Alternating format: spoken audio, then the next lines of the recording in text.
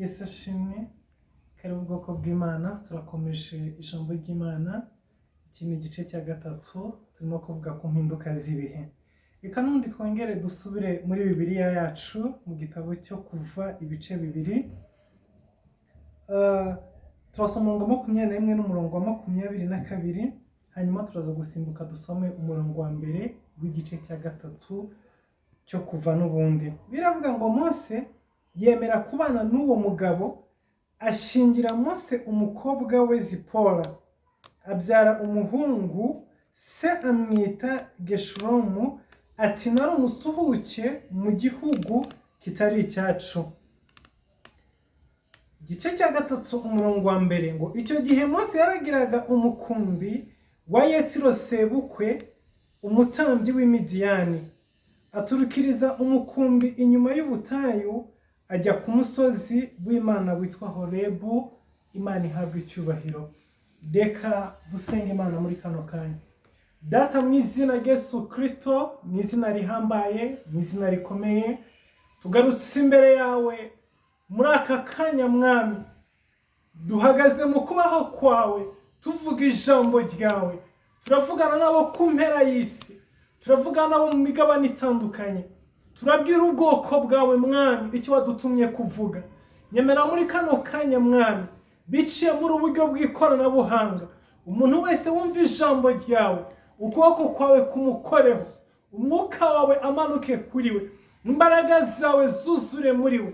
Reka iri jambo ribohora imitima ya benshi, reka iri jambo rigarura ibyiringiro bya benshi Mwami batakaje ibyiringiro. Reka iri jambo Mwami rihindura imitima y'ubwoko bwawe, reka iri jambo ritanga ubwenge, reka rireme. Ijambo ryarambwira neza ngo ijambo ryawe rirasenya kandi rikubaka. Reka Mwami usenye ibyo umwanzi yari yarubatse mu buzima bw'abana bawe, kandi wubake ubushake bwawe n'imbabazi zawe n'urukundo rwawe mu bwoko bwawe. Nyemerera uherekeze ijambo ryawe, nyemerera uribemo, nyemerera urivugiremo, nyemerera Mwami kujya neza kwawe no gukomera kwawe guherekeza ijambo ryawe. Data, dusuke amavuta yawe n'umwuka wawe kugira ngo tuvuge ugushaka kwawe mu izina rya Yesu Kristo Nazareti. Amen. Muri kano kanya turakomeje ijambo ry'Imana. Ni igice cya gatatu, impinduka z'ibihe. Turimo turavuga kuri Mose. Mu gice cya mbere n'icya kabiri twavuze ubuzima yabayemo, yakuriyemo, kugeza ku munsi ibintu byahindutse, arasohoka ava ibwami arahunga. Kugeza ku myaka 40 y'ubuzima bwa Mose, ntabwo yarigeze abaho agenda mu nzira ari wenyine adafite abagaride ko. Mu myaka 40 y'ubuzima bwa Mose, ntabwo yarigeze abaho aryama ku gitanda kidashashwe n'ibwami. Ntabwo yarigeze abaho aryama mu nzu idafite abarinzi imbere n'inyuma. Ntabwo yarigeze abaho agira ibyo kurya bitasuzumwe, bitapimwe, bitakorewe test, kuko yari igikomangoma, yari umwana w'umwana, yari yarakuriye ibwami, yabaga mu buzima bw'ibwami. Mu myaka 40 y'ubuzima bwa Mose, ntiyari azi kwambara umwambaro uciriritse. Mu myaka 40 y'ubuzima bwa Mose, ntiyari azi kwibaza ngo ndarya iki, ndaryama he, ndarara hehe, ndabaho gute. Ibyo ntabwo byari byarigeze baho n'umunsi wari, kuko abantu b'ibwami bafite abantu babatekerereza, bamenya ngo arambara iki, ararya iki, aranywa iki, araryama ahangaha, arajya ahangaha. Mu buzima bwa Mose ntiyari azi kwitwara, ntiyari azi kugenda mu nzira baza ngo ndava he ndajya hehe. Mu buzima bwa Mose mu myaka 40 y'ubuzima bwiwe, kuva amenya ubwenge, kuko mu bice bya mbere twarababwiye ngo amezi 3 yonyine gusa niyo yamaze kwa nyina mu bucakara. Ubundi imyaka 39 n'amezi 9 byose yabimaze aba mu buzima bw'ibwami. Iyi myaka 40 igeze rero, ubuzima burahinduka. Ibyari hasi bijya hejuru, byari hejuru bijya hasi. Mose yisanga asohotse ibwami, ntabwo yari yarigeze atekereza n'umunsi wa rimwe yuko ibihe bizagera bigahinduka, akisanga avuye muri teritwari z'ibwami yerekeje mu isi atazi. Ahantu Mose yaragiye n'ahantu Mose yaravuye ni ahantu habiri hatandukanye. N'isi atigeze arota, n'isi atigeze abamo, n'isi atigeze agenderamo. Yasohotse mu buzima bwo kutagira ikintu na kimwe yibaza, yinjira mu buzima aho agomba kubaho umunsi ku wundi, bijyanye no guhitamo kwiwe, bijyanye n'ibimuva mu maboko, bijyanye n'ibiva mu bitekerezo byiwe. Bwari ubuzima bukomeye, bwari ubuzima bugoye. Yari yarize, yavugaga indimi nyinshi zitandukanye, yari yarize igisirikare, yarazi kuyobora intambara, yarazi koroganiza imigambi ya politike, yari afite ubwenge bwo mu rwego rwo hejuru, ubwenge bw'abantu, kuko yategurirwaga kuba umwami. Ariko igihe gito cyane, mu mwanya muto cyane, mu masegonda make cyane, impinduka z'ibihe zaraje, yisanga ahantu agomba kwiga ubuzima bundi bushyashya. Ibintu byose yize, ibyo abantu bibwira ko ubifite abahambaye muri iyi si, yisanze mu mwanya bidashobora kugira ikintu na kimwe bimufasha. Yisanze mu mwanya indi mavuga adashobora kumutabara. Yisanze mu mwanya politiki azi nta n'umwe ashobora kuyikoresha. Yisanze mu mwanya aho ubuhanga n'ubushobozi afite mu bya gisirikare nta kintu na kimwe ari buze kubumaza. Yisanze ahantu mu butayu, arimo azerera, arimo yiruka, atazi yagana, ari wenyine. Yari surprise mu buzima bwiwe, bwari ubuzima atazi. Yisanga arimo yirukanka ahunga mu butayu. Ageze mu zanya ubwo yahuraga n'abakobwa kwiriba ba Yetiro, baragiye intama. Uyu mugabo witwa Yetiro yarabyaye abana b'abakobwa gusa, nta mwana w'umuhungu yagiraga, afite abana b'abakobwa bari, nta muhungu n'umwe yagiraga. Abakobwa biwe nibo baragiraga intama, yari umworozi afite intama nyinshi. Rero iyo bajyaga mu butayu kuragira intama, abandi babyaye abahungu boherezaga intama zabo, ariko ziragiwe n'abahungu, bakajya aho bajya kuhirira intama. Bagera aho buhirira intama, b'abakobwa bakahagera mbere, ariko kuko ari abanyantege nke badafite imbaraga nyinshi, b'abahungu bakaza bakirukana intama zabo n'abakobwa bakabamenesha, bakabanza bakuhira izabo, hanyuma barangiza bakagenda. B'abakobwa bo n'abandi bose bagiye bakaza nyuma, bahageze nka saa 5 z'amanywa, bakava nka saa 4 z'umugoroba. Ubwo nibwo buzima bari babayemo. Bagataha bakaririra se.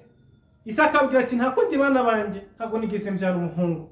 Yaba nari mfite umuhungu uyu munsi wa none, yari kuba agenda nawe akarwana mu bandi, ariko nta kundi, nubwo buzima mu bwakira. Mose rero ari mu nzira agenda, aryamye ahantu arushye mu butayu, akubita n'abana b'abakobwa barimo babirukana ku kibumbiro. Abibonye abona ni akarengane.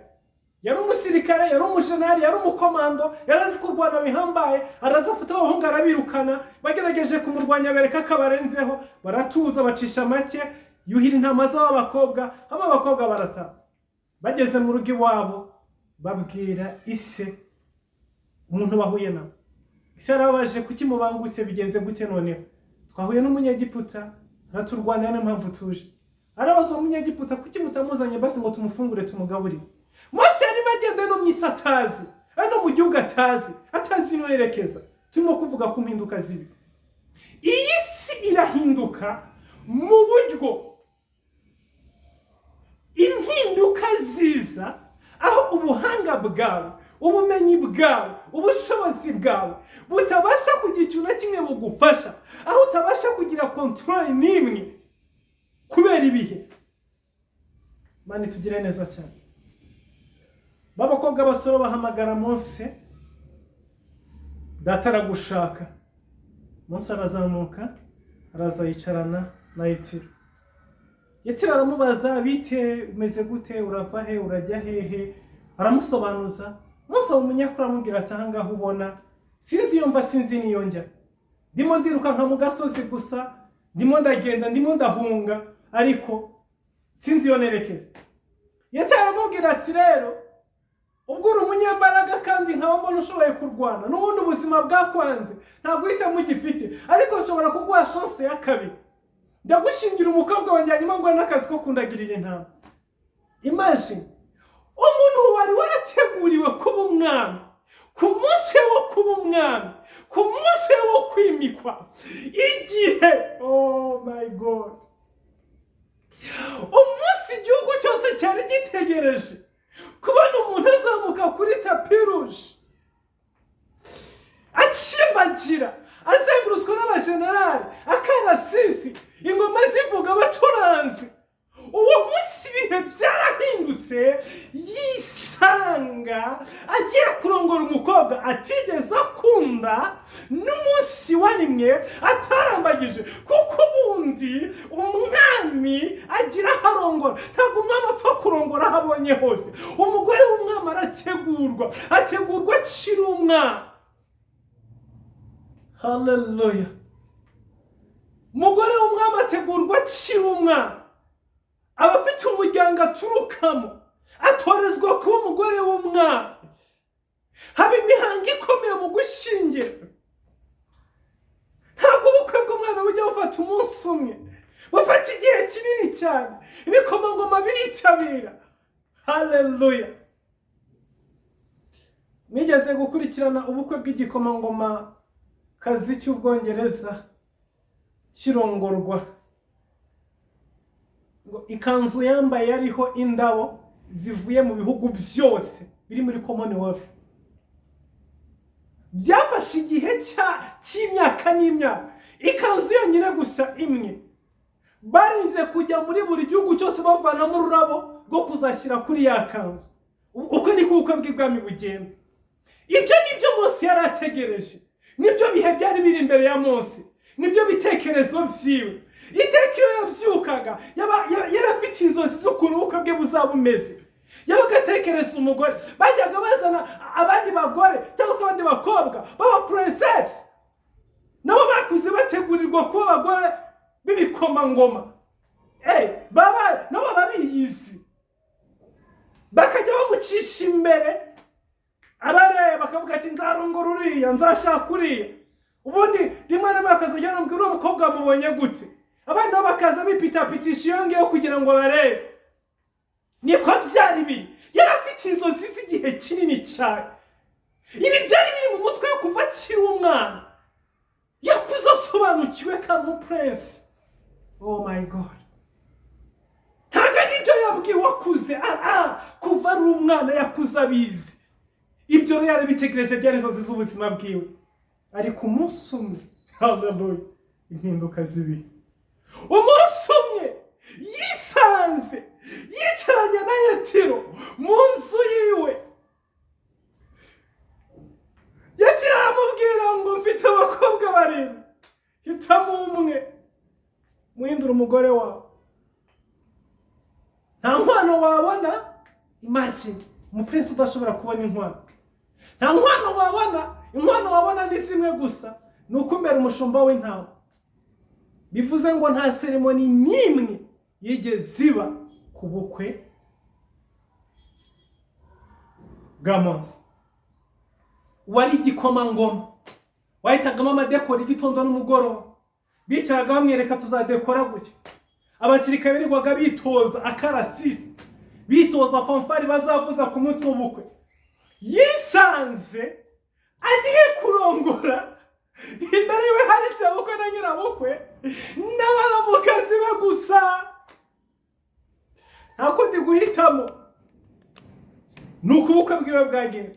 Turimo turavuga ku mpinduka zibi. Iyi si ubu gihinduka, ntabwo iteguza, ntabwo ibanza kuguha umwanya, ntabwo iguha kubitekerezaho, ntabwo iguha chance yo kuvuga ngo reba aha, gira ukunguku, wakora ukunguku. Ibihe birahinduka mu masegonda nkayo guhumbya, ukisanga udafite control y'ikintu na kimwe, ukibona mu bintu utigeze utekereza, bitigeze inzozi zawe. Inzozi wari ufite imyaka y'ubuzima bwose zikabura uko zireba. ukwiza amaso, ukaba udashobora no guhindukira basi nibura ntumenye naho byarengeye. Uko niko Mose yarongoye, nuko ubukwe bwe bwagenze, nta bukwe bwabayeho. Muri za mvugo za bandi baravuga ngo nukubombora, yarabomboye kwijyana mu ijoro, nuko byagenze. Iminsi y'ubugeni irangiye, yagombaga gutangira kwishyura inkwano. Rero kwishyura inkwano yagombaga gukora nta kindi, yagombaga kubyuka mu gitondo, agafata inkoni agashyira ku rutugu, yarangiza agashorera intama, agasohoka akajya gushaka ubwatsi, akajya kuziragira. Uwari waritoje kuba umukomando wo kurwanira igihugu, mwitonde kuko kera, ubu ngubu uyu munsi wa none, ngira ngo muri Ethiopia ejo bundi nibwo bavuze ko Ahmed Abiy yagiye ku rugamba, ni minisitiri w'intebe wa Ethiopia, yagurutse akajya ku rugamba. Ariko bitandukanye nk'ikintu kidasanzwe. Kubera iki? Kuko muri iki gihe cya none perezida aba yicaye muri ofisi, umutware wo hejuru aba yicaye muri ofisi, abasirikare banyace nabo bajya ku rugamba bakajya kugwayo. Ariko kera umwami niwe wabaga afite inkota n'ingabo, ari imbere y'ingabo siwe. Haleluya! Umwami niwe wabaga uwa mbere ku rugamba. Ntabwo byabagaho yuko umwami asigara aryamye, asigara yicaye, hanyuma ngo ingabo zijye gupfira ku rugamba. Ntabwo byabagaho. Umwami niwe wabaga ari umugaba mukuru w'ikirenga w'ingabo, kandi niwe wajyaga ku murongo wa mbere ku rugamba. Uyu munsi bavuga ngo perezida niwe mugaba mukuru w'ikirenga w'ingabo, ariko zigiye ku rugamba asigara mu biro, ntabwo ajyana nazo. Ariko kera siko byari bimeze. So bivuze ngo Mose yari yaratojwe ko umugaba mukuru w'ingabo, yagombaga kujya mu mirongo y'urugamba, yagombaga kujya guhangana. Wa muntu wagombaga kuba ayoboye ingabo agiye ku rugamba, agiye guhangana n'ingabo, yisanze afite agakoni ari imbere y'intama. Intama ziri inyuma zimbona mba, yisanga atangiye kurwana n'ibihunyira byo mu gasozi, n'imbwa zo mu gasozi, n'amasega yo mu gasozi, ashaka kwimukumbi w'intama. Ubuzima bwe ntabwo ari cyo cyerekezo bwari bufite, ariko turimo turavuga ku mpinduka z'ibihe, uburyo ki ibihe bihinduka. Mose atangira ubwo buzima, aba muri ubwo buzima, uwavugaga indimi zitandukanye. Uyu munsi none indimi zizwi n'Icyongereza, Igifaransa, Igiswahili, n'Icyarabu, wenda n'Ikirusiya, n'Igishinwa nacyo kigenda kigira imbaraga nyinshi kubera isoko rinini Ubushinwa bufite hirya no hino ku isi. Rero tuvuge umuntu uzi izi ndimi zose, uvuga Icyongereza, uvuga Igifaransa, uvuga Ikirusiya, uvuga Igishinwa, uvuga Igiswahili, za ndimi zose arazibagirwa, asigara azi ururimi rw'intama. Intama yahebeba akamenya ngo iyo ngiyo ibonye igikoko bitewe n'ijwi ihebebyemo, cyangwa se akamenya ngo irashonje, cyangwa se akamenya ngo yazimiye. Kuko buriya abashumba bamenya amajwi y'ibikoko baragiye, bamenya ko inka yabira ishaka inyana yayo, bamenya ko yabira ishonje, bamenya ko yabira yatakaye. Buriya inka zizi ubwenge. Abashumba baragiye inka mu gasozi, y'inka yavuye mu zindi gatakara, haravuga ko itangira kwabira, irimo gutabaza ko yatakaye. Y'inka yabyaye yonsa, hari ukuntu yabira irimo guhamagara inyana yayo. Niyo mu ijoro hateye abajura, cyangwa se haje ikintu kidasanzwe mu rugo, hari uburyo ki inka ivuga irimo gutabaza nyir'urugo. So ibyo byose rero utari umworozi, utari umutunzi, udafite inka ntabwo wabimenya, ariko abantu bafite inka boroye izo ndimi barazimenya. Rero Mose yatangiye kwibagirwa za ndimi zose z'ibwami zakoreshwaga, ahubwo atangira kwiga indimi z'intama. Intama yahebe bakamenya ngo ibe biso.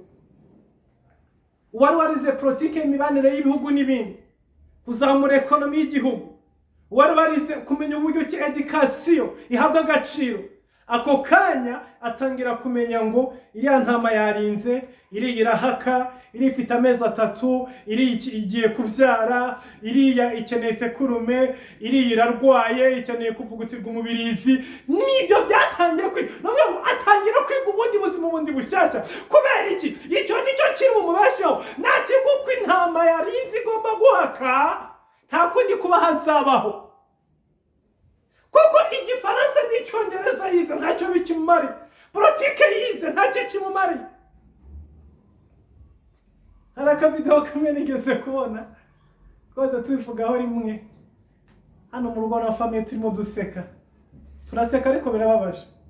Nakavideo kamwe kabagande bakoze, umusore avuye ku ishuri yambaye grown, yagraduatinze ari mu byishimo na celebration nyinshi. Ubundi inshuro nyinshi umuntu avuye kwiga afite inzozi z'uko agiye guhita ajya gukora mu biro byo kwa Ministries. Aba yumva iyo ukicaye ku ntebe y'ishuri uba wumva utazarangiza ngo ubone diplome.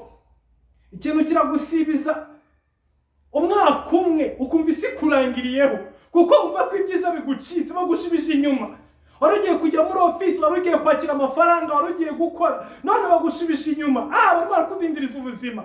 Uba wumva byagira vuba bikihuta ukarangiza, kuko wumva ko hari ibintu bigutegereje ari ku marembo ya kaminuza, usohoka ufite diplome yawe, ufite lisansi yawe, wambaye wumva ari ibintu bidasanzwe. Haba hariho amazahabu n'amadiyama n'ibisanduku by'amafaranga bigutegereje ari, uba wumva watinze kuhagera. Rero niyo baguhaye riteke muri kaminuza, bavuga baranyishe, uraba udasinziriye, urarurira. Rero ku munsi wo kugraduating, umunezero bari wose, wumva ugiye guhura na bya bintu. Ako ka video rero yarimo kubyina rwose nk'umuntu witeguye guhura n'amadiyama hariya ku marembo y'inyuma ya kaminuza, avuye muri kaminuza. Nyuma y'umwaka umwe, imyaka 3 n'imyaka 5 arangije kwiga, nta kazi arabona, yicaye, inkweto zaramushiranye, asigaye ambaye kabambiri zitobotse, afata amabasi ajya gucuruza amabasi mu muhanda. Tangira kujya yereka abakiriya uvuga ki amabasi akomeye, ibafu.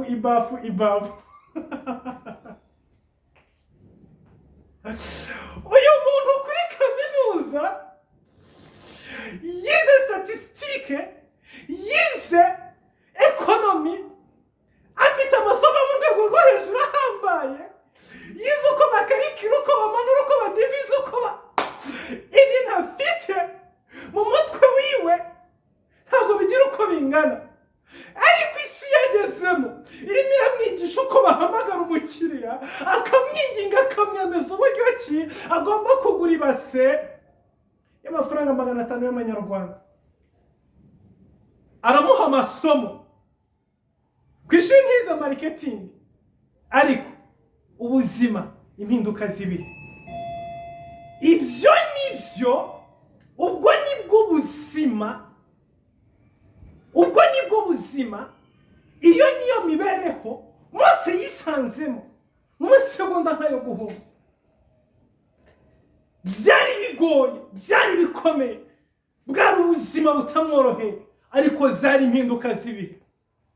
Aba muri ubwo buzima umwaka wa mbere, aba muri ubwo buzima umwaka wa kabiri, nta mpinduka zirimo. Hari ahantu ukagerageza kurwana no gushaka impinduka mu buzima, ariko ukabura nini. Mu gihe kingana n'umwaka yarwanye urugamba rutoroshye, mu gihe kingana n'umwaka yibazaga yuko ejo bizahinduka, agasubira ibwami akajya kuzuza za nzozi ziwe. Umwaka wa mbere urarangira, mu myaka 2-3 yari afite ibyiringiro, ariko uko iminsi igenda, uko imyaka igenda, ibyiringiro bigenda bimanuka kimwe ku kindi, ikindi ku kindi, umunsi ku wundi. Niko bigenda muri buno buzima. Iyo ukiva ahantu hamwe, reka mvuge iki ngiki, iyo wari umwana w'umukire, uri umubosi, uri mu bihe byiza, ubuzima bugahinduka, ukajya mu bundi buzima butandukanye n'ubwo wari ubayemo, kubaho birakugora, ubuzima burakugora, utangira utangira gushaka kuba nk'uko abagahibwa, utangira gushaka kubaho nk'uko abagaho ukiri iwawe, gusohoka kujya gutega bisi bikakuvuna, ukumva wamenyereye gusohoka n'imodoka, kujya gufata moto ukumva birakugoye, ugasanga ntumenyereye kuba mu ivumbi, uba wibaza ko ejo cyangwa ejo bundi uzongera gusubira muri bwa buzima, uba wibaza yuko wenda nyuma y'umwaka umwe, nyuma y'imyaka ibiri, bwa buzima buraza kongera bugaruke. Oh my God, umunsi uko ugenda, imyaka uko igenda, ibihe biragenda, bikagenda bigukamukamo, ubwirasi bukagenda bukuvamo, ubwone bukagenda bukuvamo, kwa kundi ugatangira koga isabune yo kumesa utarigeze uyoga, ugatangira kwisiga amavuta y'ubuto utarigeze uyisiga, byabanje kukugora, kurya abandi bakarya ukabwirirwa, abandi bakirira akawunga n'imboga z'ibyatsi n'idodo, we bikakunanira ukaburara, kubera icyo urakibuka bya byo kurya by'ibwami. Ariko iminsi uko igenda iza, ugeraho ukabimenyera, ugasigara ubacura akawunga, ahubwo ugasigara ukarya n'izo dodo ntazurishije.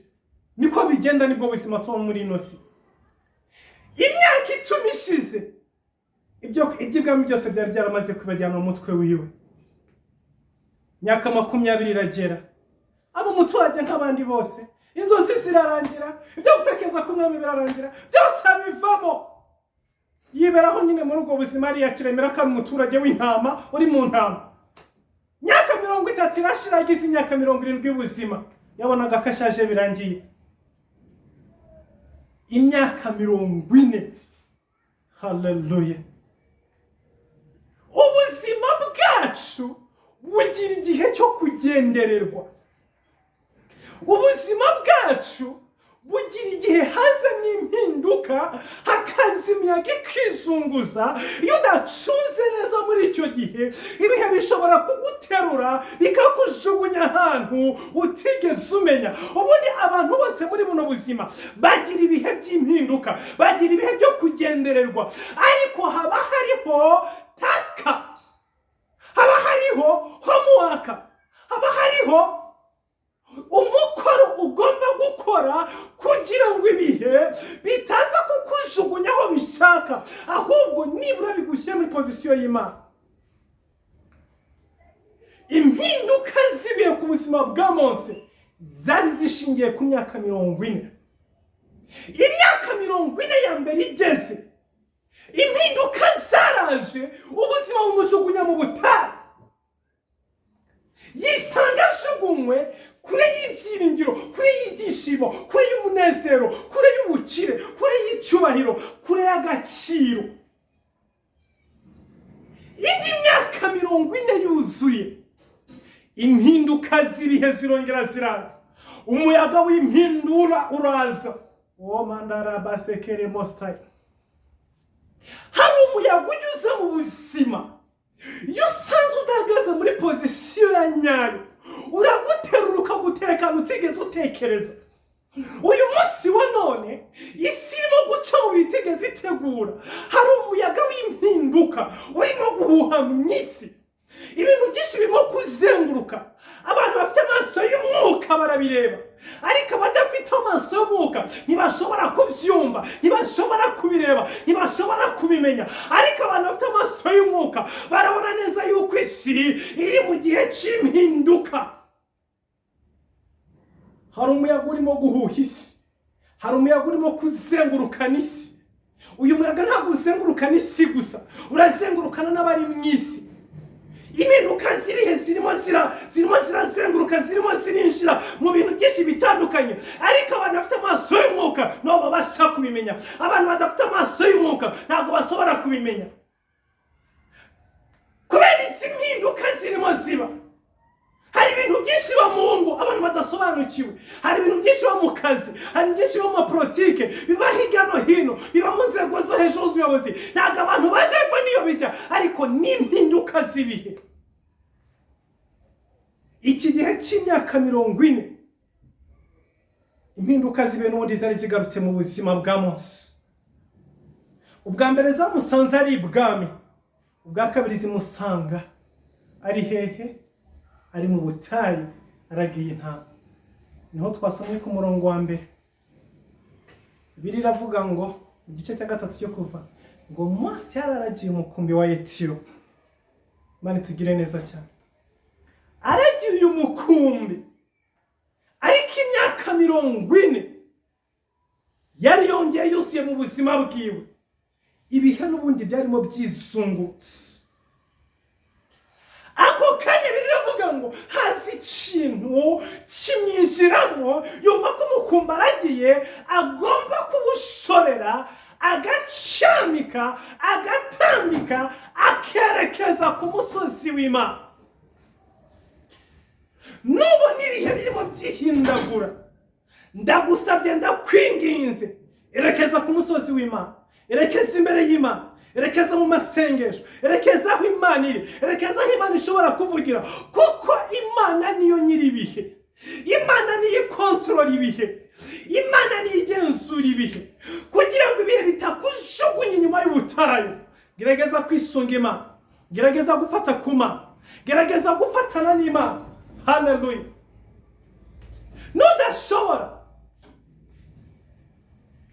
Nudashobora gufatana n'Imana, nudashobora kwisunga Imana mu bihe bigoye, mu mpinduka z'ibihe, uzisanga mu myaka 40 y'ubuzima bwa Mose mu butayu. Biravuga ngo Mose akamika yerekeza ku musozi w'Imana. Ageze ku musozi w'Imana, biravuga ngo ijwi ry'Imana riramuhamagara. Abona igihuru cyane, y'impinduka z'ibihe zirimo kuba, hari ibintu bidasanzwe. Abona igihuru cyaka, abona umuriro, ariko ategereza ko gikongo karaheba. Biravuga ngo atambikishwa no kureba. Ageze hafi y'igihuru, ijwi ry'Imana amuhamagara amubwira ngo Mose, kwetura inkweto zawe kuko ahagaze aho ngaho haraheba. Igihe cyari kigeze, ibihe byongeye kwihindura. Mu gice gikurikira cya 4 tuzabaganiriza ku mpinduka z'ibihe ku myaka 80 y'ubuzima bwa Mose. Imana ibaha umugisha, mwakoze cyane gukurikira ijambo ry'Imana. Imana ikomeze ibageneze. Reka dusenge mu izina rya Yesu. Data, mu izina rya Yesu Kristo, mu izina rihambaye, ndasengeye ubwoko bwawe, ndasengeye intama zawe, ndasengeye abakurikiranira ijambo mu izina rya Yesu Kristo Nazareti. Mu bihe by'impinduka, mu bihe bigoye, mu bihe isi izenguruka, ubajye imbere, ubayobore, ubahamagara imbere yawe ku musozi wawe mu izina rya Yesu Kristo, mu izina rihambaye. Ndabasengeye mu cyubahiro cyawe, ndabasengeye mu mbaraga zawe, ndabasengeye mu bushobozi bwawe, ndabasengeye mu kubaho kwawe, ndabasengeye mu butware bwawe, ndabasengeye mu kwera kwawe. Basukeho imbaraga zawe, basukeho ubushobozi bwawe, basukeho kwera kwawe, basukeho gukomera kwawe mu izina rya Yesu Kristo, mu izina rifite imbaraga. Umugisha ubwoko bwawe bukurikiranye ijambo ryawe, umugisha abakozi bawe mu izina rya Yesu Kristo, umugisha intama zawe, ijambo rigira imbaraga rigwirire ku bwoko bwawe mu izina rya Yesu Kristo. Amen.